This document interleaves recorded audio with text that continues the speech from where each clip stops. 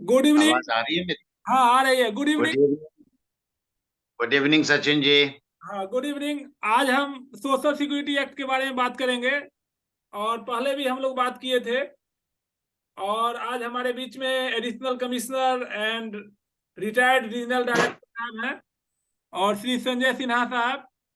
वो अपना experience share करेंगे, कैसे वर्कर को फायदा हुआ, कैसे एम्प्लॉयर को फायदा हुआ, कैसे ट्रेड यूनियन को फायदा हुआ, और कैसे जो आईएलओ का गाइडलाइन है उसके मुताबिक ईएसआईसी कैसे इंश्योरेंस देने में सफल रही है, लोगों को सोशल प्रोटेक्शन देने में सफल रही है। मैं सर थोड़ा 2 मिनट टाइम लूंगा सोशल सिक्योरिटी एक्ट के बारे में ब्रीफ में बताने के लिए। ये जो अभी सोशल सिक्योरिटी एक्ट बना है, ये हमारा 9 एक्ट को जो है, जो पुराना हमारा 9 कानून था उसको 9 लेजिस्लेशन को मिला के बना है। इसका ऑब्जेक्टिव है कि ये 9 एक्ट को जो है इसको कंसोलिडेट करके इम्प्लाई वर्कर जो ऑर्गेनाइज सेक्टर में है या अनऑर्गेनाइज सेक्टर में है, सभी के लिए एक सोशल सिक्योरिटी का सिस्टम हो, सभी के लिए सोशल प्रोटेक्शन हो। तो इसमें the code on social security 2020, जिसका प्रेसिडेंस एसेंट मिला था 28 सितंबर 2020, इसमें है ऑब्जेक्टिव की an act to amend and consolidate the law relating to social security with the goal to extend social security to all employee and worker, either in the organized or unorganized or any other sector, and for matter connected therewith or incidental thereto।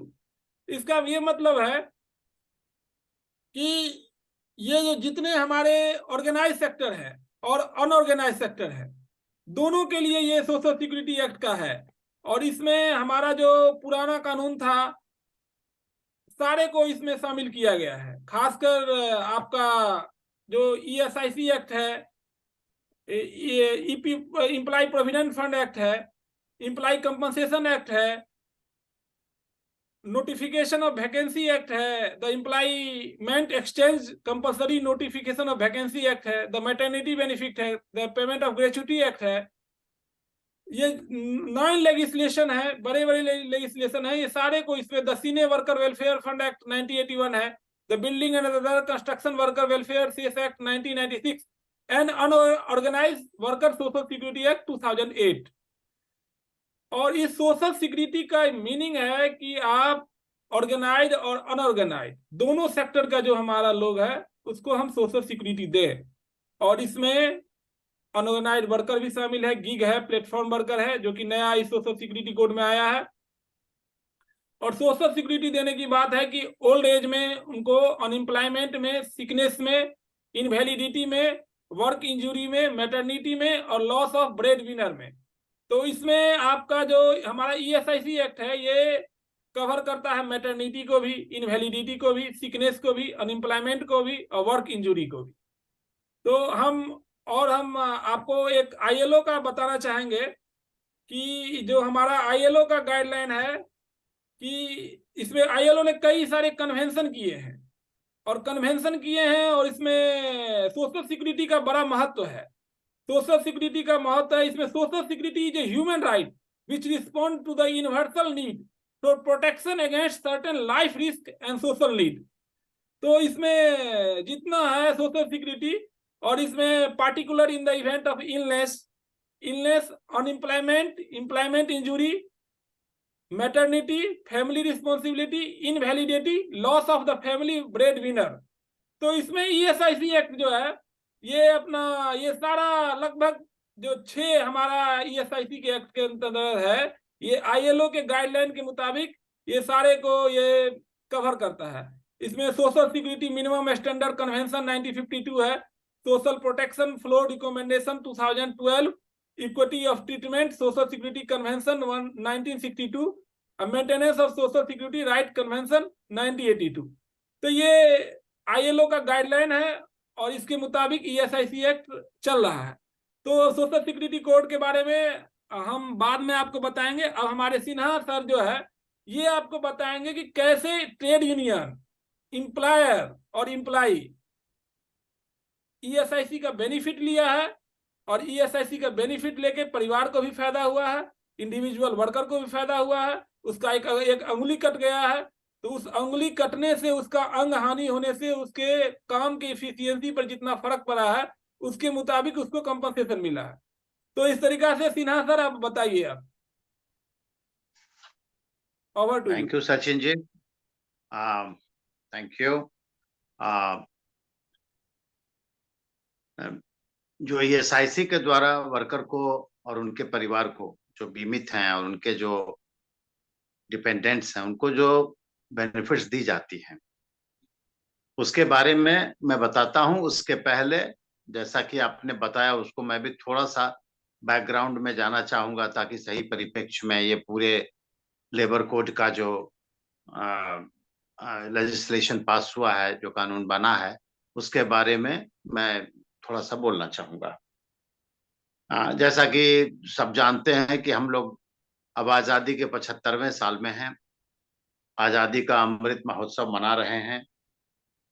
लेकिन जहां तक सामाजिक सुरक्षा, social security की बात है, अपने देश में 90% से ज्यादा जो वर्कर हैं वो अनऑर्गेनाइज सेक्टर में हैं और उनके लिए कोई कोई विशेष तौर पर सोशल सिक्योरिटी का प्रावधान अब तक नहीं है। जो जो ऑर्गेनाइज सेक्टर में भी हैं उसमें भी एक लिमिट है कि इतना जिनकी सैलरी है या कई और तरह के नियम लगे हुए हैं, उसके तहत ही ऑर्गेनाइज सेक्टर में भी सोशल सिक्योरिटी अभी फिलहाल दी जा रही है। इस प्रकार से ऑर्गेनाइज सेक्टर भी जो 10% से कम है उनको भी सोशल सिक्योरिटी सबों को नहीं मिल पा रही। तो और ऐसे वर्कर जो ऑर्गेनाइज और अनऑर्गेनाइज सेक्टर के हैं उनको मिलाकर के जो संख्या है वो 50 करोड़ से ज्यादा है। इसमें स्थिति यह है कि आज की तारीख में इतने ज्यादा, जैसा आपने बताया, इतनी संख्या में ज्यादा लेबर लॉज चले आ रहे हैं जो अंग्रेजों के जमाने के बनाए हुए उसमें से अधिकांश हैं। और उसके बाद जो हम लोगों ने आजादी के बाद हमारी सरकार ने जो समय समय पर बनाए हैं वो सारी चीजें पुरानी हो चुकी हैं। और आज के तारीख में जिस तरह से अब लेबर नौकरी करते हैं और एम्प्लॉयर जिस तरह से अपनी बिजनेस का संचालन करते हैं और ग्लोबल विलेज बन चुका है और सारे देश एक दूसरे पर के साथ मिल करके जिस तरह से अब काम करते हैं, तो कई सारे एक्ट वगैरह भी अप्रासंगिक हो गए और साथ में रिडंडेंट होते जा रहे हैं। और दूसरा है कि किसी को अगर वर्कर को बेनिफिट चाहिए तो ये मल्टीप्लिसिटी ऑफ लॉज की वजह से एक एक बेनिफिट के लिए कई बार तो 3-3, 4-4 फॉर्म भरने पड़ते हैं। तो इन सबों को देखते हुए ये लेबर लॉ का प्रावधान, ये लेबर कोड्स का प्रावधान किया गया और 29 जो लॉज हैं, जैसा आप भी बता रहे थे, उनको 4 कोड में समेट दिया गया और उसमें से एक जो है वो सोशल सिक्योरिटी कोड है। तो ये इसकी हिस्ट्री है, क्योंकि 90s के शुरुआत में इकोनॉमिक रिफॉर्म किया गया था 1991 में, मोटे तौर पे वो शुरू हो गया था, मगर तब भी लेबर रिफॉर्म्स जो है वो लार्जली अनटच्ड रहा है अभी तक। इसलिए एक बहुत बड़ा और बोल्ड तरीके से ये लागू किया जा रहा है। Ministry of labour and employment ने इस कोड को बनाया और सारे स्टेक होल्डर्स अर्थात ट्रेड यूनियंस हैं, एम्प्लॉयर्स की बॉडीज हैं और जनरल पब्लिक है, क्योंकि वो ड्राफ्ट बना के साइट पे डाल के जो सिस्टम है सरकार का और सबों के का जो है वो कमेंट्स लेते हैं, सुझाव लेते हैं, ये सब ले करके ये जो है 4 कोड की स्थापना की गई है। पर्पस अगर हम छोटे में कहें तो पर्पस इसका है कि जो पूरी तरह अनटच्ड अनऑर्गेनाइज सेक्टर है उनको भी सामाजिक सुरक्षा का लाभ मिले और जिसमें कई नए वर्कर आजकल के बिजनेस की वजह से आ गए हैं, gig worker, platform worker, self employed लोग हैं, ये सब के सब इसके अंदर में आ जाएं, उसकी वजह से इसको लाया गया है। इसके अगर ये किया जाता है तो आप जैसे आईएलओ कन्वेंशन की बात कर रहे थे, एक कन्वेंशन 102 नंबर है, वो पूरी तरह से अभी तक हमारे देश के द्वारा अनुपालन नहीं किया किया गया है। अब ये जब लागू होता है कोड, तो उसके बाद हम उसको लागू करने के काफी करीब पहुंच जाएंगे। नेचुरली ये करने से कंप्लायंस जो करते हैं एम्प्लॉयर, उनको बहुत सहूलियत होगी, ईज ऑफ डूइंग बिजनेस होगा, बिजनेस करने में बहुत सहूलियत होगी। वर्कर भी जो आ, जो अभी बिल्कुल ही सोशल सिक्योरिटी की परिधि के बिल्कुल बाहर हैं, वो उनको भी सोशल सिक्योरिटी मिलेगी। बेनिफिट्स आपने ऑलरेडी गिना दिए हैं कि ईएसआईसी के द्वारा मेन मेन बेनिफिट्स क्या दिए जा रहे हैं, और ये जो कोड में ईएसआईसी जो है वो उसका पूरा वर्णन जो है कोड में कर दिया गया है। अभी अभी सर और अब जो है दो और चीज अब जो है कोड, हाँ दो बोलिए चीज सर बोलिए। रिमार्केबल दो चीज चेंजेस जो है कि कोड में है कि जब जहाँ एक्सीडेंटल इंडस्ट्री है या जहाँ हैजार्डस इंडस्ट्री है, वहाँ बिल्कुल एक भी लोग इम्प्लाई होने पर ईएसआईसी एक्ट लागू होगा। और दूसरा ये कि बिल्कुल वॉलंटरी भी सिस्टम हो गया कि ईएसआईसी के लिए वॉलंटरी में भी आप 10 से कम वर्कर भी जहाँ स्थापना में है वहां भी ईएसआईसी का फायदा मिल सकता है। बिल्कुल सही है। कोड के बनने के पहले भी 10 लोगों पर ईएसआईसी, अगर 10 लोग काम करते हैं नंबर ऑफ पर्संस, तो 10 लोगों पर ईएसआईसी लागू करा दी जाती है, उसमें कोई परिवर्तन नहीं है। लेकिन आपने ठीक कहा, वॉलंटरी रजिस्ट्रेशन अलाउ कर दिया गया है। अगर 10 से कम भी वर्कर उस एस्टेब्लिशमेंट में काम कर रहे हैं, और हजारडस में अगर एक वर्कर भी काम कर रहे हैं, तो वो आ सकते हैं। अभी जो हमारी स्कीम है वो देश में 740 जिले हैं, उसमें से करीब करीब अब 600 जिलों में लागू कर दी गई है, क्योंकि ये फेज वाइज किया जाता है, क्योंकि ईएसआईसी के लिए मेडिकल इंफ्रास्ट्रक्चर बिना तैयार किए और कैश बेनिफिट के लिए ब्रांच ऑफिस की स्थापना किए बिना इसको लागू करने से इफेक्टिव तरीके से इससे जो लाभ मिलने वाले हैं वो बीमित और उनके परिवार को जो बेनिफिशियरीज हैं उनको नहीं मिल पाते हैं। तो ये एक साथ बहुत तेजी से काम चल रहा है, और अब जल्दी से जल्दी ये 740 मतलब देश के सभी जिलों में लागू करने का विचार, इस कोड में भी उसका रिटरेशन है कि सभी जिलों में लागू किया जाएगा। इसके अतिरिक्त जो प्लांटेशन वर्कर हैं वो भी अगर अगर अपना विलिंगनेस देते हैं, हालांकि उनके लिए अलग से एक्ट है, लेकिन प्लांटेशन वर्कर भी अगर अब वो ऑप्ट करते हैं कि हमको ईएसआई में जाना है, तो उस उनको वो सुविधा दी जाएगी। कुल मिलाकर संक्षेप में कहा जाए तो काफी फ्लेक्सिबल किया गया है, ताकि वर्कर के जितने प्रकार हैं वो सब के सब, जो खास करके अनऑर्गेनाइज्ड वर्कर हैं और वही वास्ट मेजॉरिटी में है, उनके अंदर जितने फिर ग्रुप्स हैं, ग्रुप ऑफ वर्कर्स हैं, सबों को मेडिकल की सुविधा मिल सके, जो ईएसआई के तहत जो दिया जाता है उसको देने का प्रावधान किया गया है। अगर इसके आगे हम चलते हैं तो जो हम देखते हैं कि ईएसआईसी एक ऐसी स्कीम है जिसमें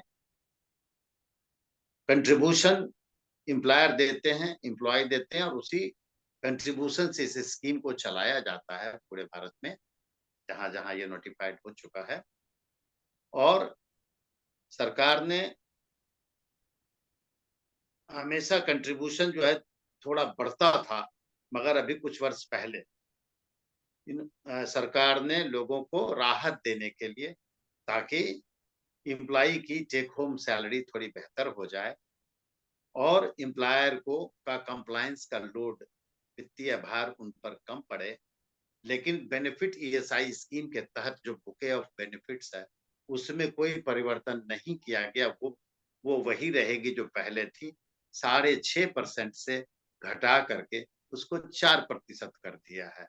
अर्थात पहले 4.75% एम्प्लॉयर देते थे वर्कर की सैलरी का, और 1.75% वर्कर देते थे। उसको घटाकर 3% अब एम्प्लॉयर दे रहे हैं और 0.75%, 3.25 और 0.75 अर्थात 4% मिलकर के दे रहे हैं। ये राहत दी गई है ताकि ताकि जो है ये बोझ जो है एम्प्लॉयर और एम्प्लॉय पे कम किया जाए, मगर साथ में बेनिफिट जो है वही रखी गई।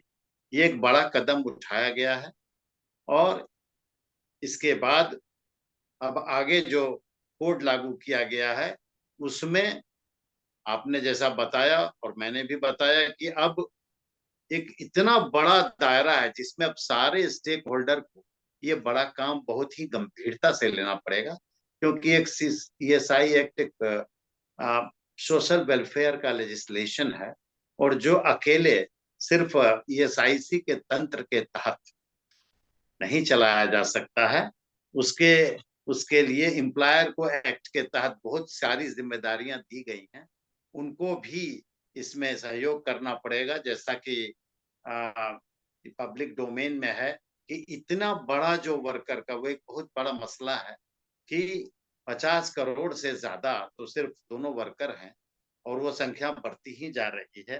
तो उसके लिए जो वर्कर हैं उनके लिए फंड का इंतजाम कहाँ से होगा?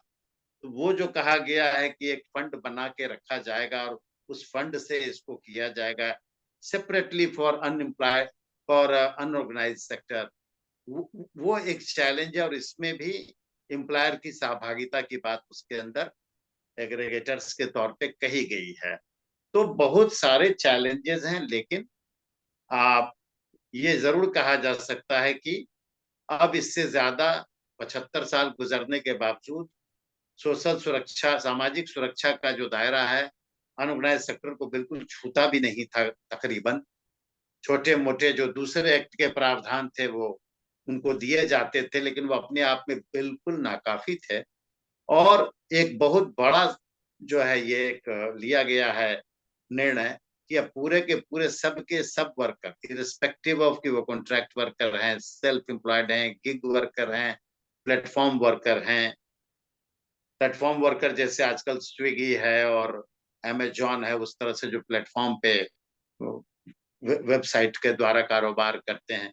गिग वर्कर जो जहां पर एम्प्लॉयर और एम्प्लॉय का जो ट्रेडिशनल डेफिनेशन है रिलेशनशिप का वो नहीं है, लोग सेल्फ एम्प्लॉयड हैं या घंटों के आधार पर आवरली बेसिस पे काम करते हैं, ये सारे लोगों को इस दायरे में लाया गया है और इसके प्रचार प्रसार की भी काफी आवश्यकता है। और इस वीडियो को बनाने का जो मुख्य उद्देश्य है वो यही है और मैं इसके लिए आपकी सराहना करूंगा कि आपसे जब बात हुई तो आपने कहा कि हम लोग एक ऐसा एक वीडियो बनाते हैं जिसमें इसके बारे में, क्योंकि मैं ministry of labour and employment का हिस्सा रहा हूँ हाल तक 2020 तक, और आप अभी उसका आप यंग हैं और उसके हिस्सा हैं और दिन रात आप इस पर काम कर रहे हैं। तो क्यों ना हम लोग एक दूसरे की जो हम लोग जानकारी रखते हैं उस जानकारी को एक वीडियो के माध्यम से सारे स्टेक होल्डर से शेयर करने का प्रयास अच्छा सर, किया जाए। और आप वही आप अपने लंबे सर्विस करियर में आप मुंबई में पोस्टेड रहे और भी पटना रीजन में रहे और भी बहुत जगह रहे, तो उसमें कैसे आपने देखा कि वर्कर के और परिवार को कैसे ईएसआईसी एक्ट ने उसको हीलिंग टच दिया है? कैसे ईएसआईसी एक्ट से उनका परिवार जो है, एक गरीब आदमी इलाज आज किडनी का इलाज करा रहा है, एक गरीब आदमी असाध्य रोग का इलाज करा रहा है ईएसआईसी के कारण। तो इस पर ईएसआईसी कितना सफल हुआ है गरीबों को मदद करने में, वर्किंग क्लास को मदद करने में, इसके बारे में बताइए। और कैसे वर्किंग क्लास इसका फायदा ले सकता है? आपने पिछले वीडियो में भी बताया था, लेकिन इस वीडियो में खासकर आपका जो अनुभव है और आपने जो देखा है उसके बारे में बताइए। जरूर, इसमें एक बुके ऑफ बेनिफिट्स हैं जिसमें सिकनेस बेनिफिट है, एक्सटेंडेड सिकनेस बेनिफिट है, मेटर्निटी बेनिफिट है, डिसेबलमेंट बेनिफिट है और फ्यूनरल एक्सपेंसेस हैं। इसके अलावा रिहैबिलिटेशन की भी सुविधाएं दी गई हैं और अगर नौकरी छूट जाती है किन्हीं विशिष्ट कारणों से तो उसकी भी योजनाएं हैं, जैसे अटल बीमित योजना वगैरह है। मैं इसके बारे में संक्षिप्त में ये कहना चाहूँगा कि आपने प्रैक्टिकल पूछा है, तो पब्लिक डोमेन में तो जो-जो बेनिफिट्स मैंने बताया उसकी तो मेरे ईएसआईसी के साइट पर भी उपलब्ध है और और यह कोई कठिन बात नहीं। आपने जो प्रश्न पूछा है उसके बारे में यही बताऊँगा कि बीमा एक ऐसी चीज़ है कि जब पैसा कटता है तो वर्कर सोचता है कि मेरा तो पैसा जा रहा है और इसके बदले में मुझे कुछ नहीं मिल रहा है। ईएसआईसी में की जो खूबी है कि इस तरह का कम से कम एशिया में ऐसा कोई भी अ, ऐसा कोई भी सामाजिक सुरक्षा योजना नहीं है, जो इतना व्यापक हो और इतने कम अंशदान पे दिया जा रहा हो। इसमें 21,000 तक जिनका की सैलरी है, सिर्फ वही लोग आते हैं और अगर किसी की सैलरी 10,000 भी है, तो भी उनको उसी का 0.75% देना पड़ता है और जिनका 21,000 भी है, उनको भी 0.75% देना पड़ता है। तो जैसा आप कमाने की जो आपका क्षमता है, जितना पैसा कमाते हैं, उसी का उतना परसेंटेज देते हैं, मगर आपको जो बेनिफिट मिलती है, वो समान मिलती है। That is point number 1। Number 2 कि कोई भी ऐसी बीमा मेरे नज़र में कम से कम नहीं है, स्वास्थ्य बीमा, जिसमें पूरे परिवार को बीमा की सुविधा दी जाती है on a single nominal premium. तो 1% से कम 0.75% पे बीमित खुद, बीमित के पति या पत्नी, डिपेंडिंग उनकी बीमित महिला है या बीमित पुरुष हैं, उनके उन पर निर्भर बच्चे और उन पर निर्भर माता-पिता। ये पूरा परिवार as per definition given in the act, सबों को उसी एक कंट्रीब्यूशन पे मिलता है। तो ये पूलिंग ऑफ रिसोर्सेज बीमा का जो मुख्य अ, अ, लक्ष्य है कि पूलिंग करो। 100 लोगों से लीजिए थोड़ा-थोड़ा और अगर 2 आदमी उसमें ज़रूरतमंद हैं जिनकी कंटीजेंसी आ गई ऐसी, तो उनको दीजिए जितनी उसकी आवश्यकता है। तो हम लोग थोड़ा-थोड़ा लेते हैं और वो पूलिंग करके पैसे का उस पर किसी को अगर लाखों का इलाज है, जैसे अभी आप ज़िक्र कर रहे थे किडनी का, डायलिसिस का, तो चाहे वो हो, चाहे कैंसर। मैं इस पर आपको 1-2 उदाहरण भी देके बताना चाहूँगा। तो ये सारे इलाज और तीसरी बात ये है, इसमें कोई एज लिमिट भी नहीं है कि आप ईएसआईसी में एक खास उम्र तक ही आ सकते हैं। फिर उसके आगे प्री एक्जिस्टिंग डिजीज की मैंडेटरी चेकिंग इसमें नहीं की जाती है। जबकि आप कहीं प्राइवेट बीमा लेते हैं तो एक आदमी के लिए मिलता है, शायद मैक्सिमम स्पाउस की बात की जाएगी वहाँ पे। फिर प्री एक्जिस्टिंग डिजीज देखे जाएँगे और उस पर मैं ज़्यादा बोलना नहीं चाहता। लेकिन क्योंकि उसमें कई पहलू हैं जो अलग हैं और वो बिज़नेस के मोटिव से बाज़ार में एज़ यूजुअल आते हैं, जिसमें कोई खराब बात नहीं है, यही सिस्टम है। लेकिन यहाँ जो है कि वर्करों से थोड़े-थोड़े पैसे लेके और जिनको चाहिए, जिनके परिवार में किसी को चाहिए। और अब मैं यहाँ पर 1-2 उदाहरण देना चाहूँगा कि जैसे आपने बिहार कहा, वहाँ पटना में मेरी पोस्टिंग नहीं थी, लेकिन महाराष्ट्र में मैं रहा, महाराष्ट्र का हेड रहा हूँ। हरियाणा में भी लास्ट में मैं था और वहीं से 2020 के दिसंबर में रिटायर किया हूँ। 24 साल की मैंने नौकरी एसआईसी में की है, right from deputy director to additional commissioner. तो हमने जीवन में ईएसआईसी में जो है किस तरह से लोगों को हम देने में सफल रहे हैं, उसके बारे में आपको ज़रूर बताएँगे। जैसे डायलिसिस की बात, अब बीमारियाँ जो हैं हमारे यहाँ, उसको 3 भागों में वर्गीकृत किया गया है। एक है प्राइमरी, एक है सेकेंडरी, एक है टर्शियरी, जिसको सुपर स्पेशलिटी भी कहते हैं। तो हेल्थ एक स्टेट सब्जेक्ट है, इसीलिए ज़्यादातर जो पूरे देश में हम लोग इसको स्टेट गवर्नमेंट के थ्रू मेडिकल बेनिफिट देते हैं।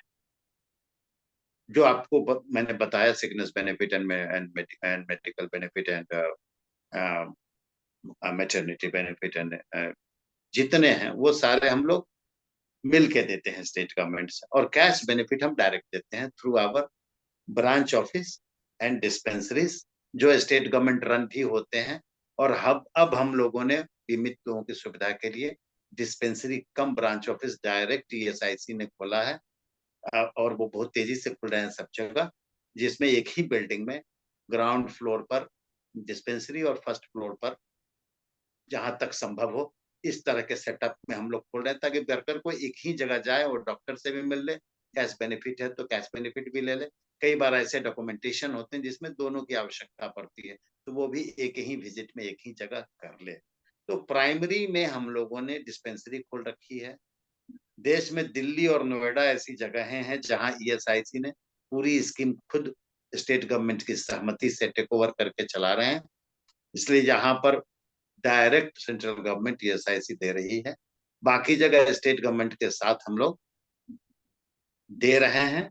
और वहां पर प्राइमरी के लिए डिस्पेंसरी स्टेट गवर्नमेंट ने खोली है, डीसीबीओ जो मैंने अभी बताया, डिस्पेंसरी कम ब्रांच ऑफिस हमने खोल रखे हैं।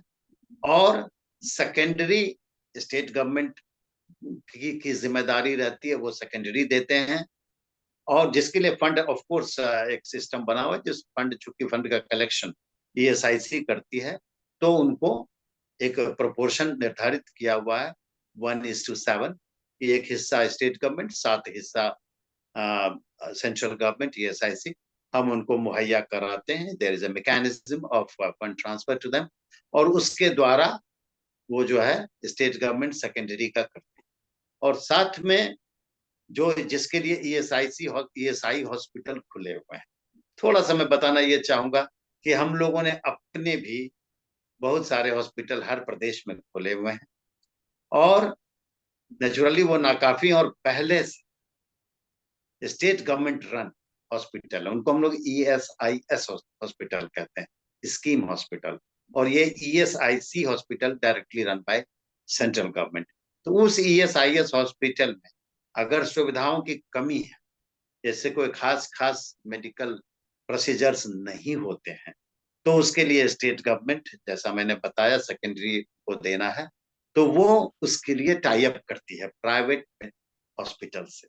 और हर स्टेट में स्टेट गवर्नमेंट के माध्यम से, और जहां स्टेट गवर्नमेंट नहीं कर पाई है वहां ईएसआईसी भी आगे जा करके, जैसे महाराष्ट्र में अभी अभी तक महाराष्ट्र में ईएसआईसी ने ही सेकेंडरी के लिए भी टाइप किया हुआ है।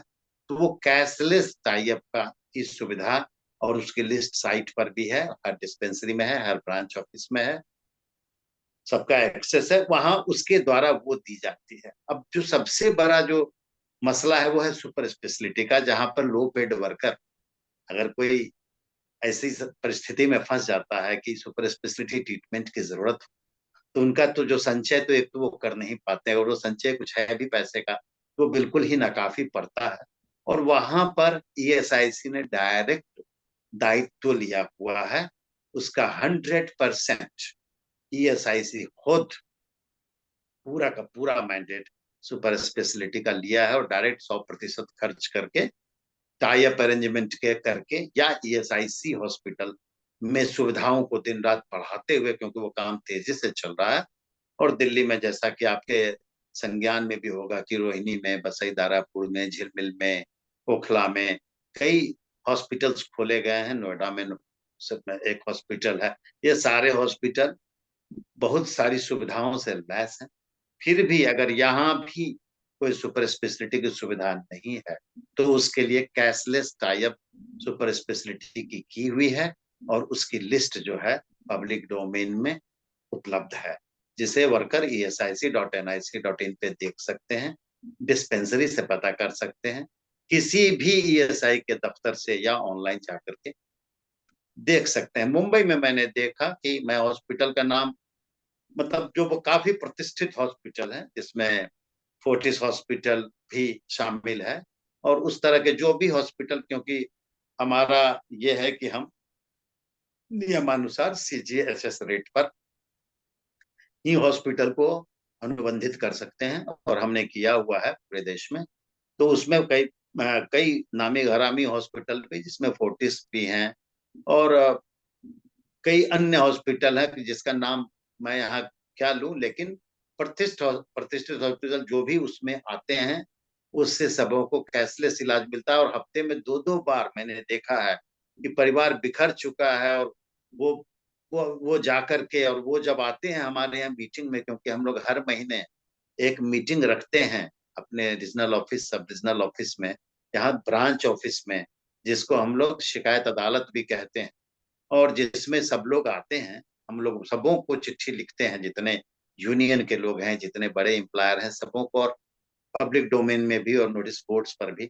और वहां पर जब हम सुनते हैं, जब वो अपनी तकलीफ को रखते हैं, कुछ लोगों को शिकायतें भी रहती हैं, जिसका हम लोग वहीं बैठे बैठे ही समाधान करें ऑन द स्पॉट, पर्पस उसका वही रहता है। और कुछ लोग अपना शेयर भी करते हैं कि किस तरह से ये होने पर उनकी जिंदगी, कम से कम वो इस लड़ाई को लड़ पाए। एक दूसरा उदाहरण मैं दूं, और उसकी कोई लिमिट नहीं है, जो डॉक्टर प्रिस्क्राइब करता है वो कैशलेस तरीके से प्राइवेट में या ईएसआईसी हॉस्पिटल में अगर सुविधा उपलब्ध है तो दिया जा रहा है। एक अन्य है जो सबसे बड़ी बीमारी के तौर पर, जिसके यहाँ वो प्रवेश करता है, उसको उसको कहीं का नहीं छोड़ता, अगर मैं एक तरह से शब्द का इस्तेमाल करूं, वो है कैंसर की बीमारी। और मैंने अपने महाराष्ट्र के कार्यकाल में देखा कि वहाँ जो टाटा मेमोरियल हॉस्पिटल है, उससे हमारा लगातार, उस हॉस्पिटल से हमारा जो है टाई अप है। और वहां पे पूरे देश से लोग अपने डिपेंडेंट की या खुद की, जिनको भी कैंसर की बीमारी है, उसके लिए वहां पहुंचते हैं। और वहां सेम डे हम लोग उनको, क्योंकि जहां से वो आते हैं, जिस प्रदेश से, वहां के ईएसआईसी से वो मेल करवा देते हैं। और हमारे पास जब पात्रता का सर्टिफिकेट आ जाता है, तो हम वहां से तुरंत उनको हॉस्पिटल के नाम से चिट्ठी देते हैं, और तुरंत उनका इलाज वहां शुरू होता है प्रायोरिटी पर। और मैं ये भी बताना चाहता हूँ कि एक आध केस मुझे याद भी हैं। एक रानीगंज जगह है बंगाल में, और वहां के एक मिस्टर दास हैं, उनकी पत्नी को, उनकी एक बेटी है। वो जब आंख में आंसू भर के पहुंचे थे, तो कागज की कुछ दिक्कत हुई, तो मेरे तक बात आ गई, मैं मेरे पास आए, और मैंने फिर वहां के मेडिकल अधिकारी से कलकत्ता बात की, तो वो कागज तुरंत आ गया ऑनलाइन। और जो इलाज कराया गया, उससे उनकी पत्नी जो है, अभी भी मेरी बात होती है, अभी भी वो अभी भी वो स्वस्थ हैं। और ऐसा एक संबंध बन गया कि वो, उनको विश्वास ही नहीं हो रहा कि कोई इस तरह का, हमको कोई खर्चा ही नहीं होगा सिवाय आने जाने का, कोई खर्च नहीं है उनको, सारा इलाज उनको कैशलेस मिल रहा है। उनकी बेटी अभी 12वीं पास कर चुकी है। और मैं एक बात और भी बताऊंगा कि अब वो भी प्रयास कर रही है कि ईएसआईसी जो एमबीबीएस और पीजी का कोर्स करा रही है, हमारा मेडिकल एजुकेशन में भी ईएसआईसी आगे बढ़ी है, और कई केंद्रों पर हम लोग वो डिग्रियां दे रहे हैं। और उनकी लड़की अब उसका प्रयास कर रही है, क्योंकि हम लोग बहुत कम पैसे में, जब शुरुआत हुई तो 2,000 रुपया महीने का फीस था उसका, और एमबीबीएस की डिग्री कर करके निकल रहा है। वो उसकी कोशिश कर रही है। और इसी तरह का एक प्रकरण, उनके लिए कुछ सीट रिजर्व है, वार्ड ऑफ आईपी कहते हैं लोग, आईपी मीन्स इंश्योर्ड पर्सन। तो उनके जो बच्चे हैं, उनके लिए उस मेडिकल कॉलेज में एमबीबीएस की डिग्री में सीटों का रिजर्वेशन किया हुआ है। और उसके अंतर्गत ये जो हमारे वर्कर हैं, ये जो समाज के इस स्तर में हैं, जिन्होंने शायद, मतलब एमबीबीएस मेरा बच्चा करे उसके बारे में कई लोग सोचते भी नहीं, और जो सोचते हैं वो कई तरह की परेशानियों से गुजर के, खास करके आर्थिक परेशानियों से, मेधावी अगर बच्चे हैं तो भी किसी तरह से इस तरफ बच्चों को ले जा पाते हैं। ईएसआईसी ने उस तरह से सामाजिक सुरक्षा के तहत, चूंकि ये विभाग उनका है, उनके अंशदान से चलाया जाता है, तो उनके लिए रिजर्व सीट है, कॉमन सीट तो है ही, लेकिन उसके अलावा रिजर्वेशन की सीट भी उनको दी जाती है। तो उसमें एक केरला के पलक्कल एक जगह है, वहाँ के मिस्टर हुसैन हैं, और उनका मुझे अभी हाल में भी फोन आया था कि उनकी बेटी की शादी हो गई, वो उसका बीबीएस में एडमिशन हो गया, और वो एमबी डॉक्टर बन गई, और उसकी शादी हो गई, तो ही जस्ट रिमेम्बर्ड मी, क्योंकि उनका कुछ एक डॉक्यूमेंट का उनका भी मसला था, और मैं दिल्ली में पोस्टेड था, जो दिल्ली में हम लोग ईएसआईसी के ऑफिस के नजदीक में कहीं पर उनका डॉक्यूमेंट वेरिफिकेशन करते हैं। तो वो उन्होंने, एक कागज कम था तो वो बनवा करके दिया नोटरी से, तो फिर व्यक्तिगत जान पहचान हो गई। वो भी इस वो भी अपना ईएसआईसी के बारे में जो, तो ऐसे जो हैं हजारों लाखों लोग हैं। बाकी दुर्भाग्य से डेथ हो जाने पर तो जीवन भर की पेंशन हम देते हैं कि अगर पत्नी दोबारा शादी नहीं करती हैं तो ताउम्र उनको पेंशन, हम लोग वर्ड यूज करते हैं, हालांकि उसको डिपेंडेंट बेनिफिट कहा जाता है, उनके अकाउंट में जाता है। पहले हम लोग चेक देते थे और उसके लिए हम लोग उनको बुलाते थे कई बार अगर नजदीक हो तो, और उसका हम लोग फोटो खिंचाते थे। उस समय जो उनसे बातचीत होती थी, जो मेरे पास अभी भी कई प्रकरण, मुझे खास करके पूना में मेरी पोस्टिंग थी, उस समय के याद हैं। उनकी आंखों में जो एक देखने को मिलता था कि आदमी तो चला गया मेरा, या जिनका भी डेथ हो गया, जो भी बीमित थे, लेकिन एक परिवार को एक ऐसा सपोर्ट है कि खाने का इंतजाम है, पढ़ाने का इंतजाम है, जिंदगी को लेके आगे चलने का इंतजाम है, क्योंकि उसमें 90% तक दिया जाता है और समय-समय पर रेट में रिवीजन होता है।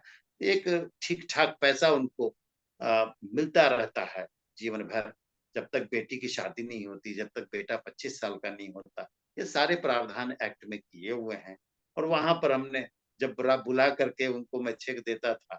अभी भी कई कई लोग जो हैं, जैसे पटना में मैंने देखा अखबार में, उस ज़माने में बहुत छपता था कि चेक लेते हुए, क्योंकि वो इसलिए पे अखबार में डाला जाता है ताकि बाकी वर्करों को भी मालूम हो कि ये सारी सुविधाएँ।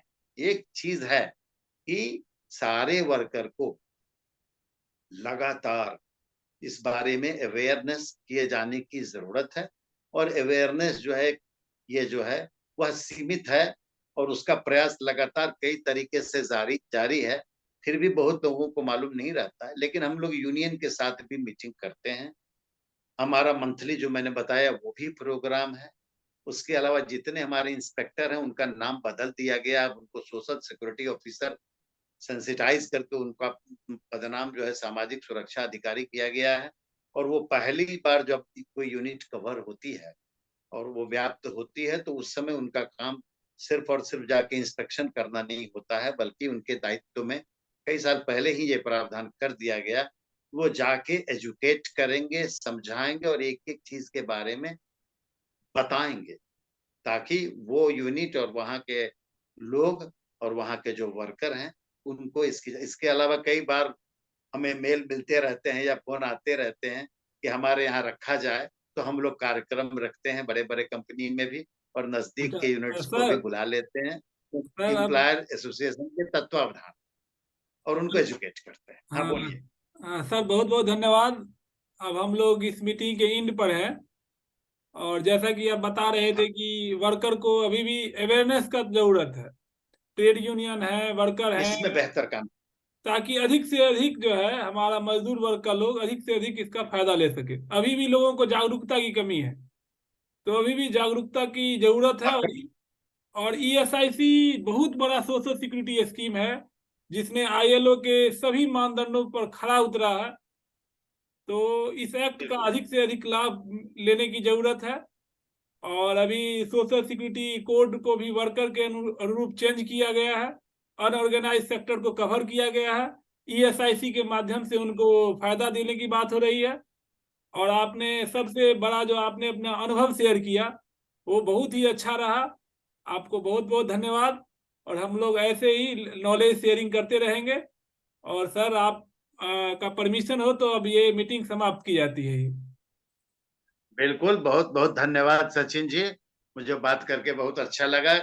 जो भी कार्यकलाप हुए हैं और रहते हैं, प्रावधान हैं, उसकी जितनी सर जानकारी उसके ठीक है सर, स्टेक धन्यवाद सर। होल्डर्स को मिले, उतना ही हाँ धन्यवाद। धन्यवाद।